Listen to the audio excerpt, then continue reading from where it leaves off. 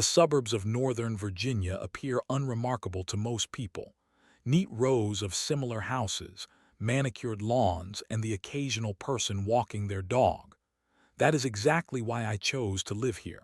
Anonymity is valuable in my line of work.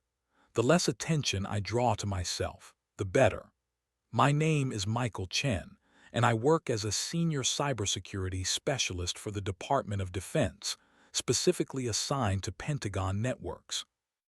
My job involves protecting some of the most sensitive information in the world from state-sponsored hackers and sophisticated cyber threats. My home does not reflect my profession. I drive a modest sedan. I wear casual clothes when not at work. My lawn is kept tidy but not obsessively so. The only indication of something different might be the lack of social media presence or the way I politely decline neighborhood gatherings where questions about my work might arise. Privacy is not just a preference for me. It is a professional requirement and personal philosophy. What few neighbors know is that beneath this ordinary appearance lies a home network that rivals small corporate setups. Multiple encrypted routers, segregated networks for different purposes, intrusion detection systems, and hardware firewalls all work together to create digital barriers that would frustrate even talented hackers. I test security systems for a living. It only makes sense that my home network reflects those same principles. My weekend routine rarely varies. I wake early, exercise, then spend time maintaining my security systems and catching up on the latest cyber threat intelligence. It was during one of these routine system checks that I first noticed something unusual. My network was experiencing occasional latency spikes that did not align with my usage patterns. Most people would attribute this to their internet service provider or dismiss it entirely. I am not most people. I ran a series of diagnostics on my system, verifying connected devices against my authorized registry. The results showed an unauthorized MAC address connecting intermittently to my guest network. This should have been impossible given the security protocols I had in place. My guest network changed passwords automatically every 24 hours and required specific device registration. Someone had found a way around these measures. Following proper security incident protocols, I began passive monitoring of the intrusion. The unauthorized device connected primarily in the evenings and early mornings. The traffic patterns suggested someone was using my network for basic internet browsing, but occasional attempts to access my main network were also detected. This was deliberate and persistent, not the random attempt of someone looking for unsecured Wi-Fi. One evening while reviewing the logs, movement across the street caught my eye.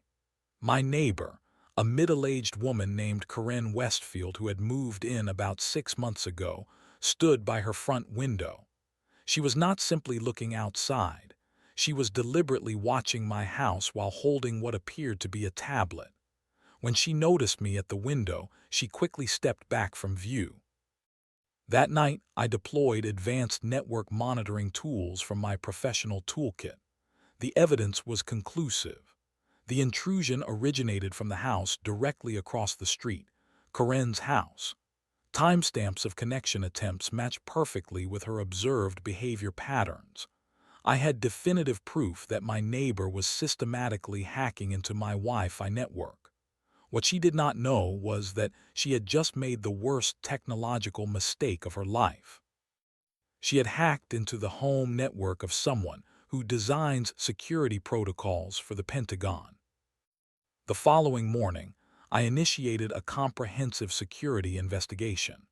Using specialized tools that we deploy for national security breaches, I mapped the exact nature of the intrusion. Karen was using a commercially available Wi-Fi analyzer tool coupled with brute force attack software, basic but effective tools that any moderately tech-savvy person could purchase online. Her method was unsophisticated but persistent. She had managed to bypass my guest network security, by exploiting a firmware vulnerability in my router that had been patched just days after she first gained access.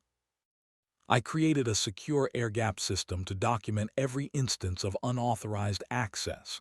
The logs showed a clear pattern. Karen had first accessed my network approximately 3 weeks ago. Initial connections appeared exploratory, basic internet usage and bandwidth consumption. However, over the past week, the intrusion had escalated. She was attempting to access my personal files, predominantly focusing on documents and images stored on my network-attached storage device. The violation felt deeply personal. In my professional life, I deal with sophisticated state-sponsored hackers attempting to breach national security. I never expected to face a similar threat in my own neighborhood from someone whose technical skills were amateur at best. The irony was not lost on me. The doorbell rang that afternoon as I was compiling evidence. Through the peephole, I saw Karen standing on my porch, arms crossed and foot tapping impatiently. I opened the door, maintaining a neutral expression despite knowing what she had been doing. "Good afternoon," I said politely. "Your garbage cans have been visible from the street for 3 days now," she stated without preamble.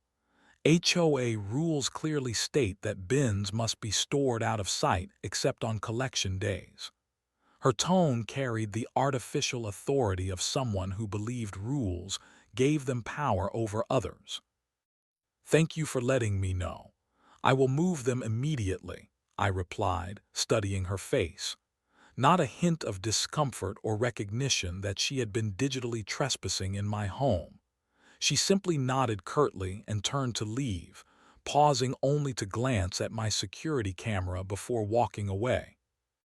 That interaction prompted me to learn more about my neighbor. I spoke with John and Maria, the couple who lived next door to me. They were in their 60s and had lived in the neighborhood for over 20 years. "Karen, oh, you want to stay on her good side," Maria warned, lowering her voice despite us speaking in their living room. She joined the HOA board almost immediately after moving here and has been on a crusade ever since.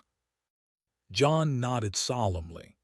Last month, the Richardsons got fined $500 for planting unapproved flowers in their front garden.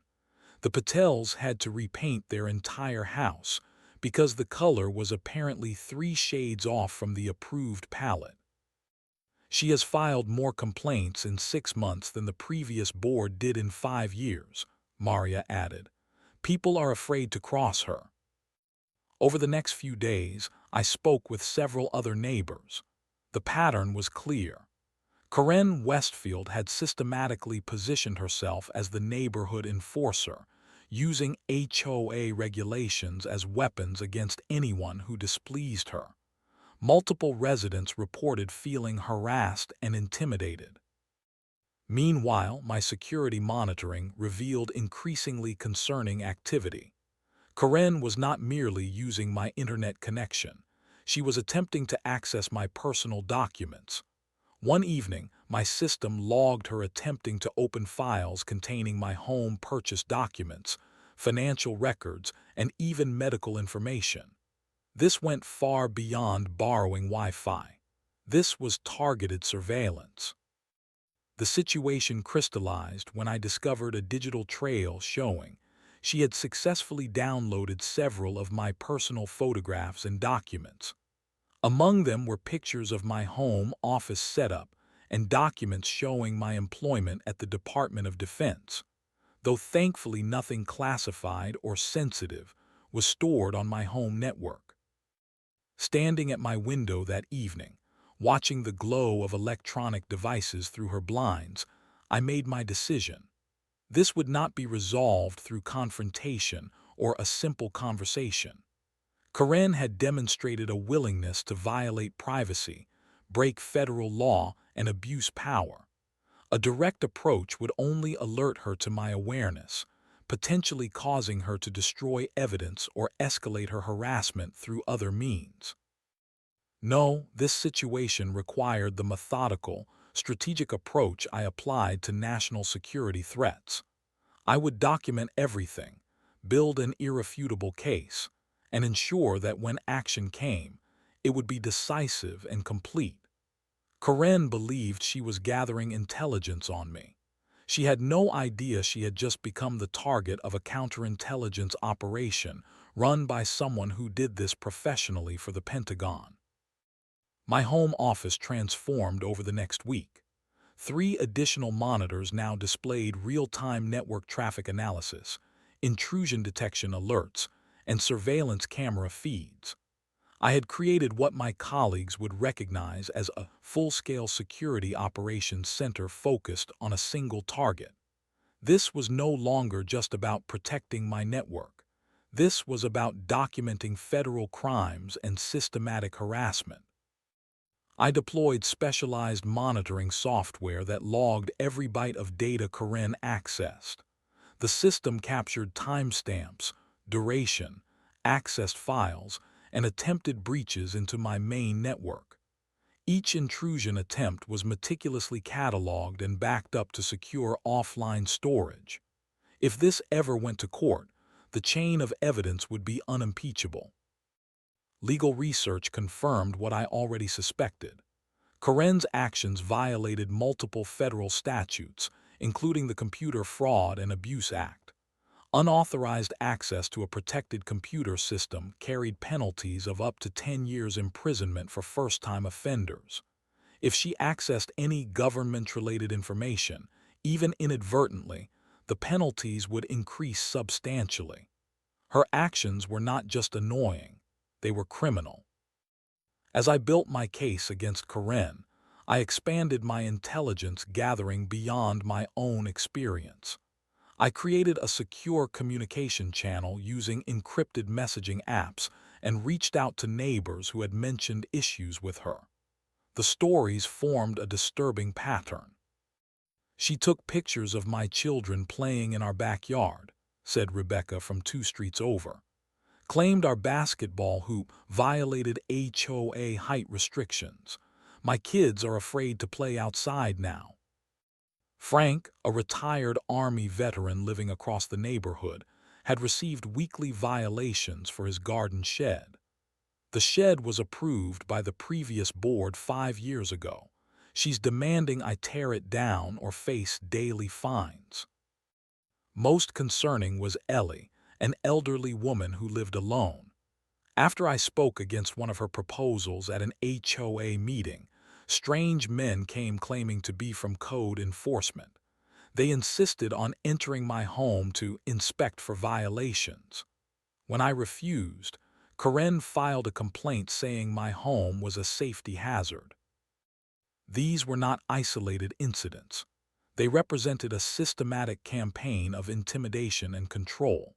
What made it particularly ironic was discovering that Karen herself regularly violated HOA regulations.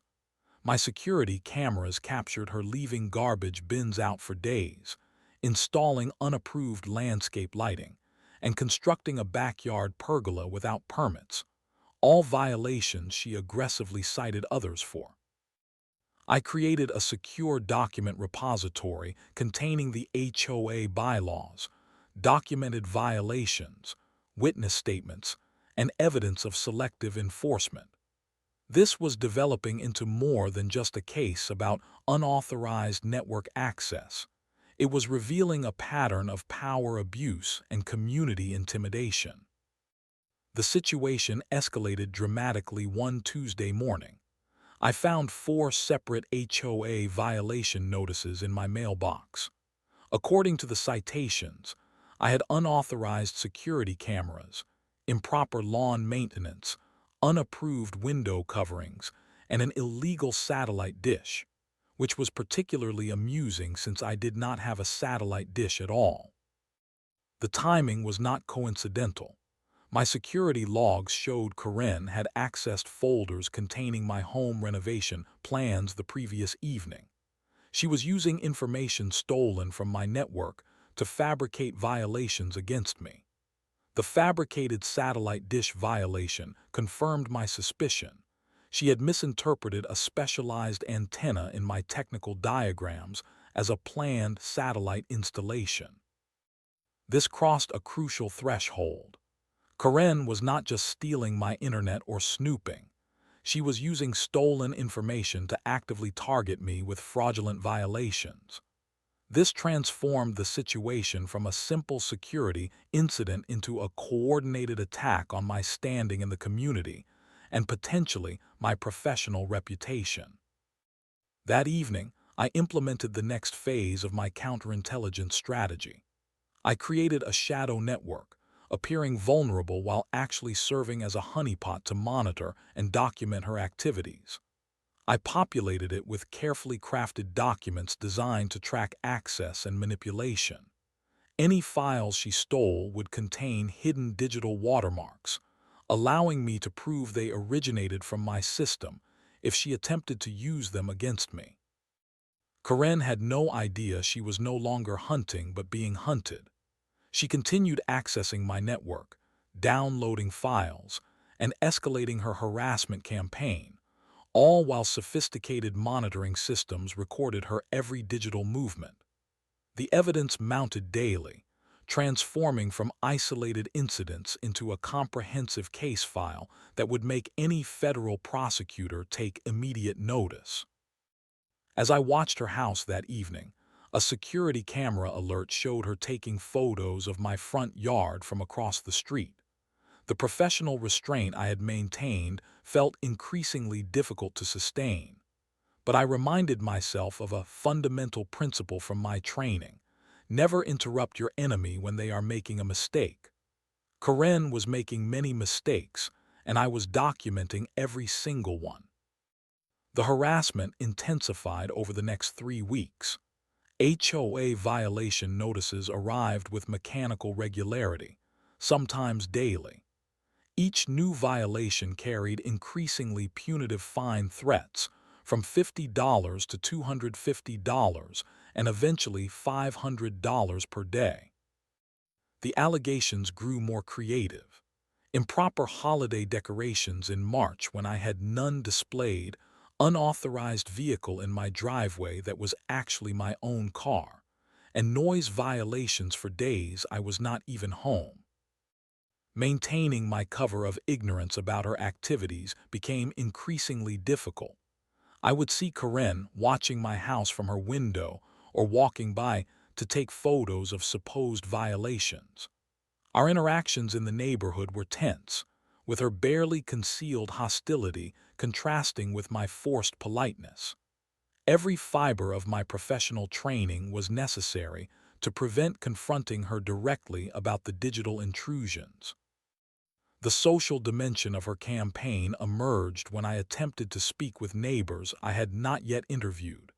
Several avoided eye contact or made excuses to end conversations quickly.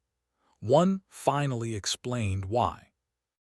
"Look, I want to help, but Karen has been telling everyone you are under investigation for something serious," he whispered, glancing nervously toward her house. "She says you have government agents coming and going at strange hours, that you are possibly a security risk to the neighborhood." This was an escalation I had not anticipated.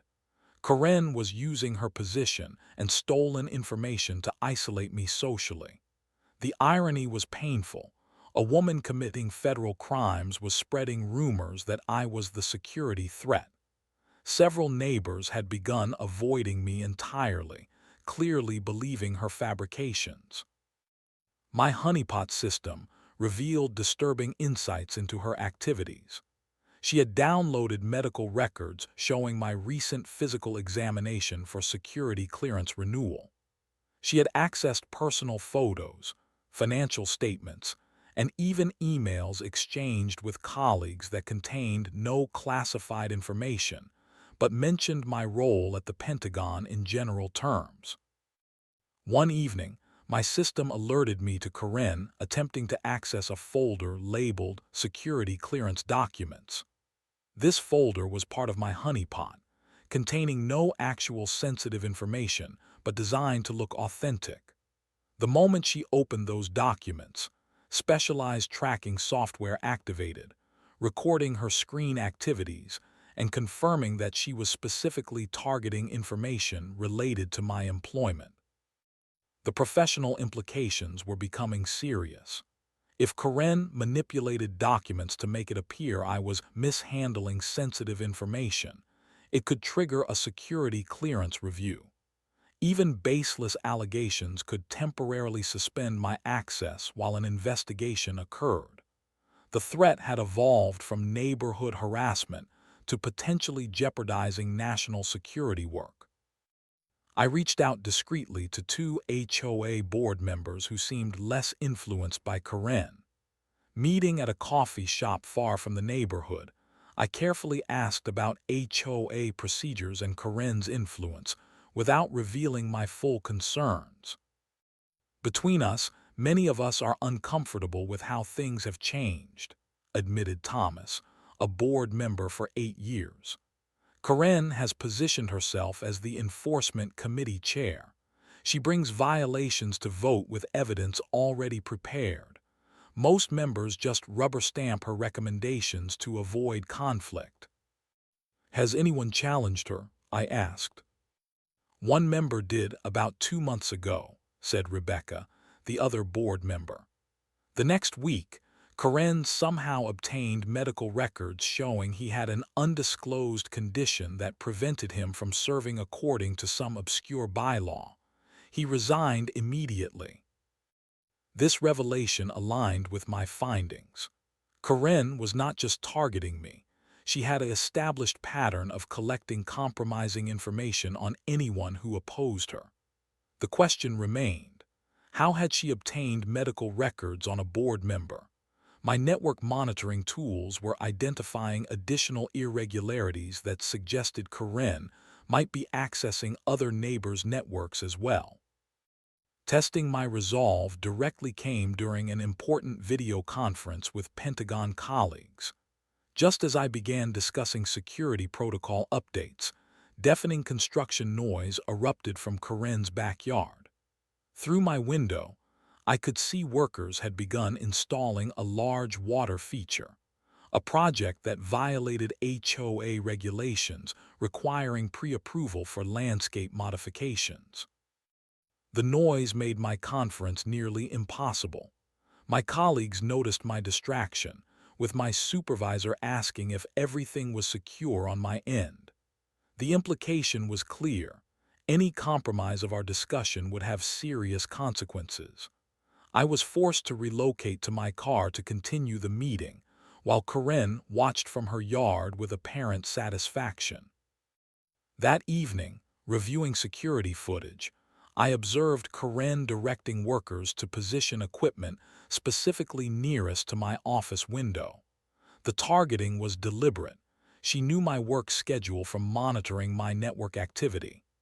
This was not random harassment, but calculated interference with national security work. The evidence continued mounting.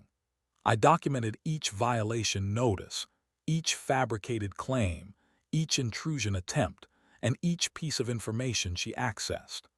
I maintained meticulous records of her HOA regulation violations while enforcing those same rules against others. The challenge was maintaining my composure while building an airtight case. Confronting her prematurely would allow her to destroy evidence and potentially escalate to more dangerous forms of harassment. As pressure mounted, I reminded myself of the methodical discipline that had served me throughout my career. This was not about revenge but justice, not just for me, but for an entire neighborhood that had been systematically intimidated and manipulated by someone abusing power and violating federal law. The manila envelope arrived by certified mail, requiring my signature. Inside was an official HOA hearing notice scheduling a special session regarding multiple serious violations and consideration of maximum penalties. The document detailed 7 violations, each carrying potential fines of $1,000 per day plus possible liens against my property. More concerning was the additional note stating that due to the serious nature of ongoing violations, the board had voted to refer the matter to local authorities for investigation. 2 days later, that threat materialized when a police officer appeared at my door. He explained that a complaint had been filed alleging I was conducting unauthorized surveillance of the neighborhood and potentially operating illegal electronic equipment. The officer appeared uncomfortable with the vague nature of the complaint, but was obligated to follow up. "We received some photographs of equipment visible through your windows that the complainant believes may be illegal signal interceptors," he explained, showing me grainy photos of my perfectly legal network security systems. I politely explained my profession and the legal nature of my equipment. The officer seemed satisfied with my explanation, but warned that the complainant had been quite insistent and might pursue the matter further. As he left, I glimpsed Karen watching from her driveway, phone in hand. That evening, I discovered how she had obtained the evidence presented to police. My security logs showed Karen had accessed my webcam remotely through my compromised network. She had been literally watching me through my own security systems. The violation felt physical, as though she had been standing in my office. This was no longer just digital trespassing. This was invasive surveillance of a government cybersecurity professional. The escalation continued when I received an email from my department supervisor requesting an urgent meeting the following morning. During our conversation, he explained that someone had anonymously reported concerns about my handling of sensitive information at my home office. "Normally, we would dismiss anonymous tips," he said gravely, "but they included photographs of your home office setup that raised some flags. Nothing is confirmed, but protocol requires a preliminary review of your security practices." The images my supervisor showed me had been taken through my office window using a telephoto lens, then digitally enhanced to make my standard equipment appear suspicious. While I was cleared after explaining the situation, the message was clear. Karen was now targeting my professional reputation and security clearance. That night, monitoring her latest network intrusion attempt, I watched as she accessed a folder containing documents about my security clearance renewal process. The logs showed her downloading forms that included names of my supervisors and security officers. She was gathering information to make direct complaints to officials who could suspend my clearance pending investigation. This represented a critical escalation. Karen had moved from neighborhood harassment to actions that could compromise national security by interfering with the work of a Pentagon cybersecurity specialist. The professional reserve I had maintained transformed into cold determination. This had to end now. I activated the final phase of my monitoring system, a specialized forensic tool we use to track the most sophisticated foreign hackers. Every keystroke, every file access, every attempt to manipulate data was now being recorded with court-admissible forensic documentation. The system captured screen recordings from her devices when connected to my network, documenting not just what she accessed, but how she planned to use it. The evidence was overwhelming. Karen had accessed my network 37 times over 6 weeks. She had downloaded 142 personal files, attempted to access secured folders 23 times, and used stolen information to file 19 fraudulent HOA violations. The system had documented her attempts to manipulate downloaded documents, adding false information before saving them for use against me. Most seriously, the forensic tools discovered she had compromised at least 4 other neighbors' networks using similar techniques. She had been systematically collecting compromising information on anyone in a position to challenge her authority. Medical records, financial documents, personal emails, all harvested to maintain control through intimidation. I scheduled a meeting with federal cybercrime specialists at a coffee shop 20 miles from our neighborhood. As they reviewed the evidence, their expressions shifted from professional interest to serious concern. "This goes well beyond typical computer fraud cases," said Agent Ramirez, scrolling through the documentation. "The unauthorized access alone is a federal offense, but the pattern of using stolen information for harassment and the targeting of a government employee elevates this significantly." Agent Talbot nodded in agreement. "The access to multiple networks, document manipulation, and attempt to compromise a security clearance holder shows intent and malice. This is multiple federal offenses." They explained that given my position and the potential national security implications, they would expedite the investigation. Within hours, they had secured federal warrants for Karen's electronic devices and authorization for complete network surveillance. As I drove home, a strange calm settled over me. For weeks, I had been gathering intelligence, documenting evidence, and building a case. Now the machinery of justice was in motion. The cybersecurity specialist in me had assessed the threat, gathered intelligence, and deployed the appropriate response. Karen had unknowingly triggered her own downfall by targeting precisely the wrong person, someone whose entire career was built on detecting and countering exactly the type of intrusion she had attempted. The community center conference room was filled beyond capacity. Word had spread about the special HOA hearing concerning my alleged violations, drawing residents curious about the unprecedented number of complaints against one homeowner. Karen sat at the board table, a thick folder of documents before her, whispering to the HOA president, who nodded solemnly.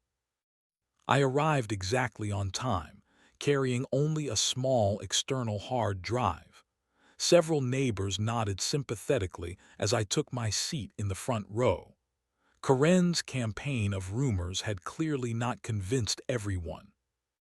The HOA president called the meeting to order, explaining that the board had convened to address numerous violations allegedly committed by me. He then invited Karen, as head of the enforcement committee, to present the evidence. Karen approached the podium with the confidence of someone who believed victory was assured. She connected her laptop to the projector and began a methodical presentation of my supposed violations.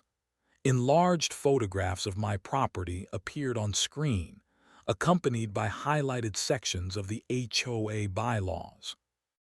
"As you can see," she said, pointing to an image of my home office window, "Mr. Chen has installed unauthorized surveillance equipment directed at neighboring properties. This violates Section 7.3 of our community guidelines regarding privacy and electronic devices." The image had been clearly manipulated, with my standard network equipment photoshopped to appear more ominous and directional. She continued through several more allegations, each supported by altered photographs or manipulated documents. "Most concerning," she continued, her voice adopting a tone of civic duty, "are indications that Mr. Chen may be conducting unauthorized activities related to his government employment from his home. This photo clearly shows classified materials visible on his screens, representing a potential security risk to our community." The photograph she displayed had been digitally altered to show false information on my computer monitors. The fabrication was obvious to me but convincing to the audience, who murmured with concern. After 20 minutes of presentation, Karen concluded with a recommendation for maximum penalties and potential legal action. "We cannot allow such blatant disregard for our community standards and potential security risks to continue," she stated firmly.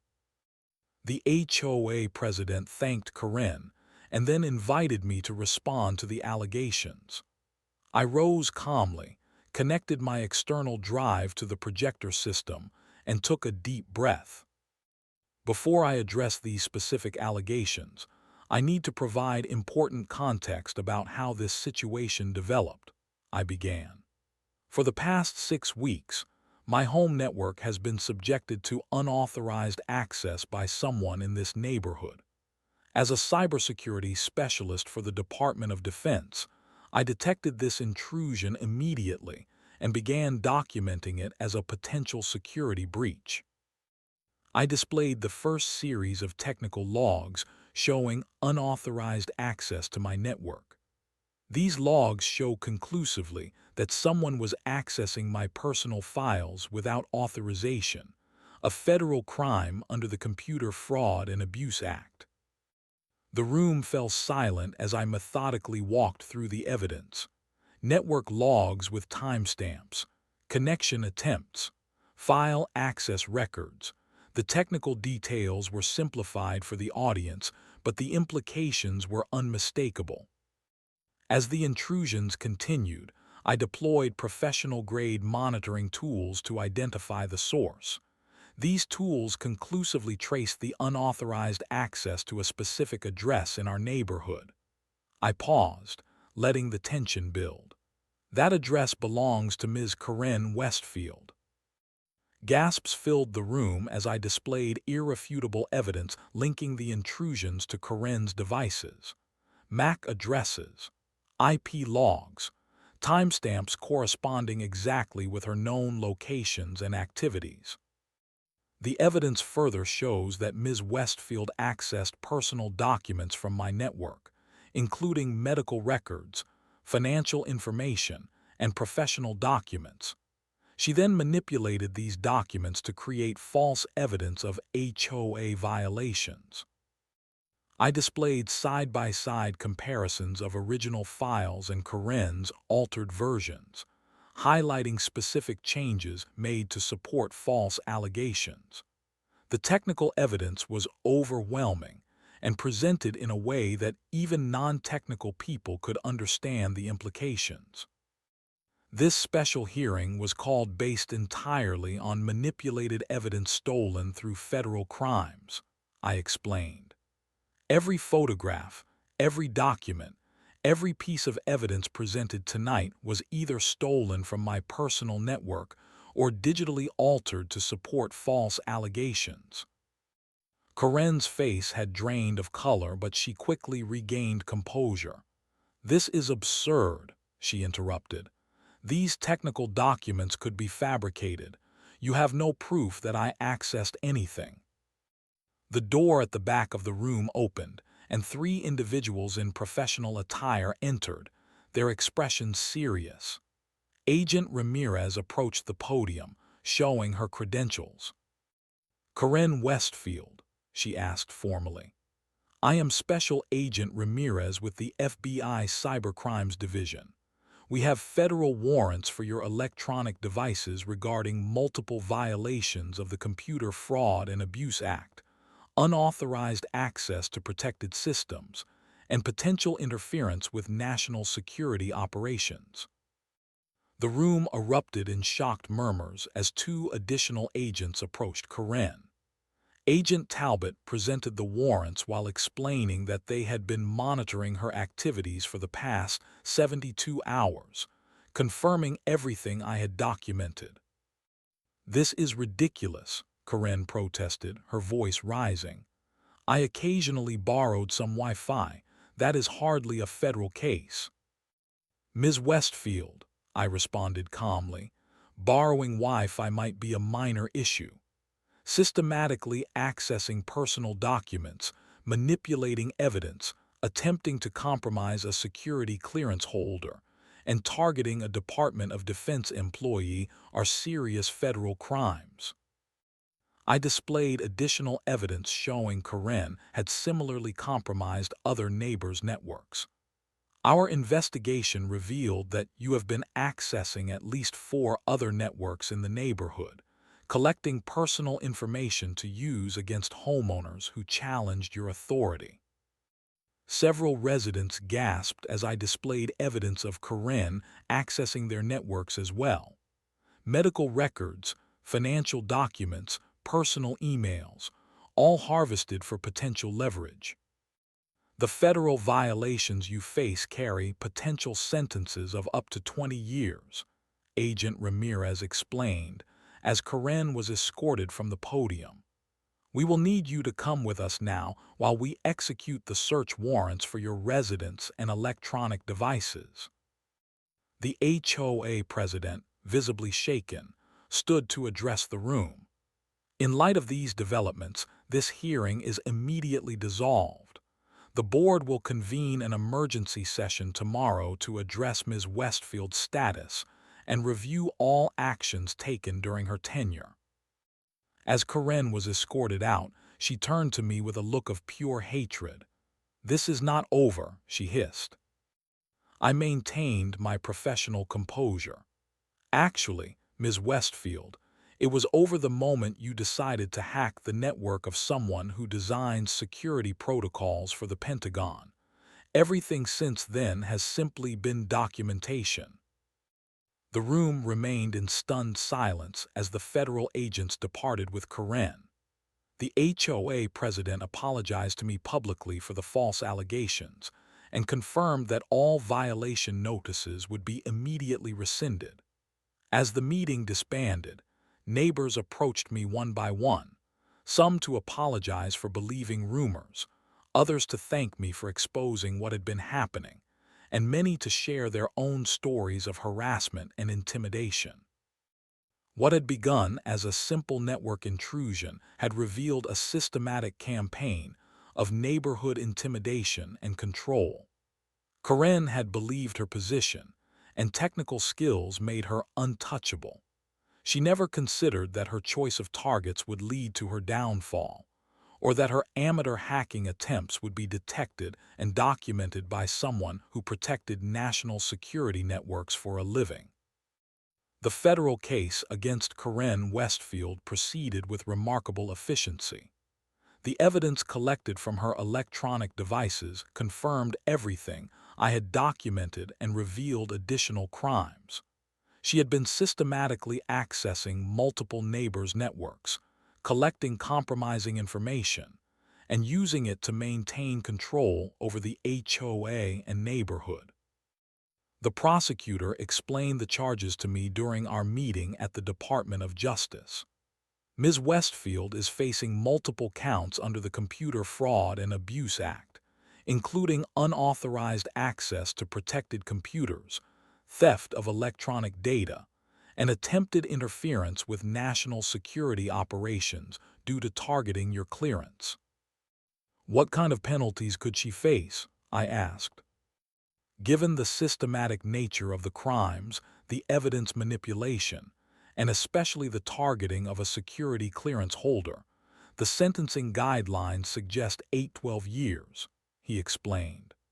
Her attorney is already discussing plea options, but federal cybercrime charges are not taken lightly, especially with the national security implications. Karen ultimately accepted a plea agreement to serve 4 years in federal prison, followed by 5 years of supervised release, during which she would be prohibited from using computers except under strict monitoring. She was also barred from serving on any community organizations or homeowners associations for life. The neighborhood underwent remarkable transformations in the aftermath. The HOA called an emergency election to replace Karen and 2 board members who had enabled her behavior. The new board immediately implemented transparency measures that would prevent similar abuses in the future. All violation notices issued during Karen's tenure were reviewed, with many being rescinded as baseless or retaliatory. At the community's request, I conducted a neighborhood digital security workshop, helping residents understand how to protect their networks and personal information. The session was held in the same community center where the confrontation had occurred, But the atmosphere could not have been more different. Neighbors who had once avoided eye contact now asked questions eagerly, taking notes and expressing gratitude. "I had no idea our personal information was so vulnerable," said Maria, who had been targeted after questioning an HOA landscaping decision. "You have given us the knowledge to protect ourselves." Frank, the retired veteran who had faced harassment over his garden shed, approached me after the workshop. "I served this country for 27 years," he said, his voice thick with emotion. "But I never had the knowledge to fight back against what she was doing to us. Thank you for showing us how." Most moving was my conversation with Ellie, the elderly resident who had been frightened by fake inspectors demanding entry to her home. "We were all afraid," she confessed. "Karen knew things about us that no one should have known. Now I understand how she did it. We never had the knowledge to stand up to her." The HOA board invited me to consult on creating a more balanced enforcement system with proper checks and balances. I helped draft new bylaws that required documented evidence for violations, established an appeals process, and implemented rotation of enforcement duties among multiple board members to prevent power concentration. Gradually, the neighborhood atmosphere transformed. Residents began holding community events again. People lingered to talk in driveways and front yards. Gardens flourished as people planted without fear of arbitrary violations. The sense of community that had been suppressed under Karen's reign of digital surveillance and intimidation began to reemerge. My home returned to being a sanctuary rather than a command center. I dismantled most of the specialized monitoring equipment, returning to a normal security posture appropriate for a cybersecurity professional. The professional satisfaction of applying my Pentagon-level security knowledge to protect everyday citizens brought unexpected fulfillment, different from my daily work protecting national systems, but equally meaningful. One autumn evening, I sat on my front porch, enjoying the peaceful neighborhood atmosphere. Frank walked by with his dog and stopped to chat. "You know what the strangest part is?" he mused. "Of all the people she could have targeted, she chose the one person who could detect exactly what she was doing." I nodded. That is often how these things work. People who misuse technology rarely understand its limitations or who might be watching. The final irony of Karen's downfall remained that her undoing came not from targeting a random neighbor, but from inadvertently challenging someone whose career centered on detecting and countering precisely the type of intrusion she attempted. Her technical skills had seemed sophisticated enough to intimidate average homeowners, but were immediately apparent to someone who defended against state-sponsored hackers daily. As weeks passed, subtle changes appeared throughout the neighborhood. Digital security signs became visible in multiple front windows. Neighbors spoke more openly about protecting their personal information. The community had not only been freed from Karen's intimidation, but had gained valuable knowledge about protecting their digital lives. The experience transformed my view of community involvement. I had always kept my professional skills separate from my personal life, maintaining strict boundaries between my work, protecting national security, and my private existence. But sometimes specialized knowledge carries responsibilities beyond professional settings. Sometimes the skills we develop to protect nations prove equally valuable in protecting communities, neighbors, and friends.